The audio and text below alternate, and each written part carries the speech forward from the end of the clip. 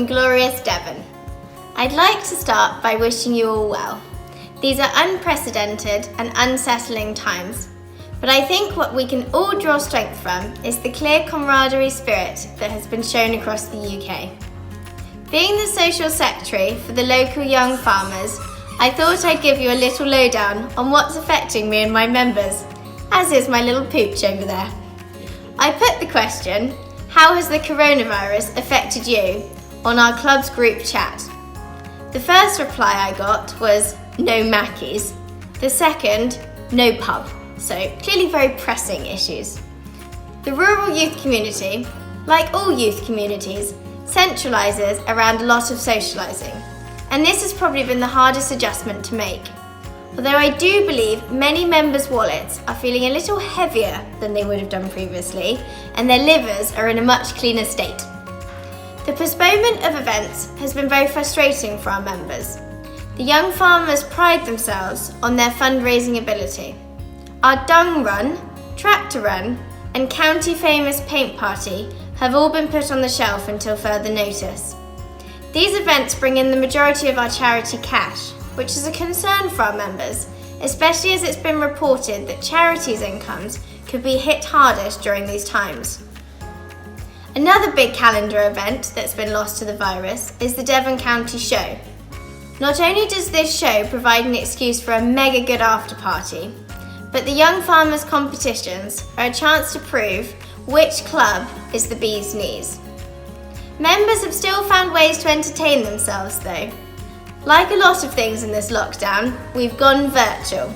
I and my miniature Dax and Molly, who you heard earlier, have just finished videoing our section of the Pass the Loo Roll challenge, which quite simply involves someone videoing me catching and throwing a loo roll. Every club member's section of the video is then edited together to make one long video. Just shows what farmers have on their minds most of the time. On a more serious note, the virus has affected farming enterprises. I and my mum are involved in a contractual agreement to supply the crops for an innovative AD digester. With the weather suddenly, for once, being kind to us, it's become a flurry of activity to get crops in the ground, dung spread, and ground maintained after winter. With all this productivity, the last thing we need are delivery delays, which is exactly what we're facing. A lack of drivers means that companies, through no fault of their own, cannot give us delivery times, and even then, some have been delayed.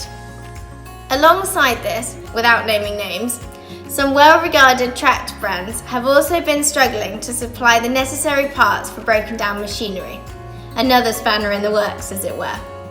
But once we're back on the road, we are sending it, as young farmers would say, due to the reduced road traffic, which is ideal for the big machinery. With the sudden interest in walking vamped up, some people, although only a select few, have been disrespecting the laws of private land as well. Yes, our fields are beautiful, but we keep them that way through hard work and maintenance. And the last thing we need is the added worry of trespassers, especially with livestock now turned out. Overall though, we have found the public to be very respectful of our daily business, and it's been a real perk seeing so many people out and about with a dog of varying obedience in tow, or the other way around in some cases. Personally for me, the greatest impact has been on my health. I have an autoimmune disease and thus am at a higher risk than most. My hands have never been so raw from all the hand washing. I was also due to be having a colonoscopy at the end of this month, or last month. This required a very restrictive diet in the days leading up to it. Having a letter to tell you it's cancelled after 3 days of eating nothing but white rice and chicken is character building, as my late father would have said. The shutdown has also led to the cancellation of all equestrian competitions.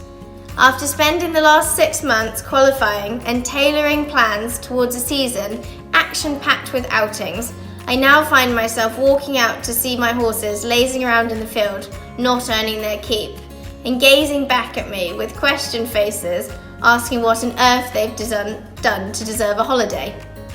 But that's what it is. So, there it is. I'd say those are probably the most significant effects I and my young farming community are facing. The general consensus is that, compared to a lot of other industries, the farming community is doing what it does best, making the best of a bad situation, getting down to the nitty-gritty, and taking every opportunity to be boys or girls and their toys, self-isolating in their tractor cabs. Thanks for watching. All the best, Zoe.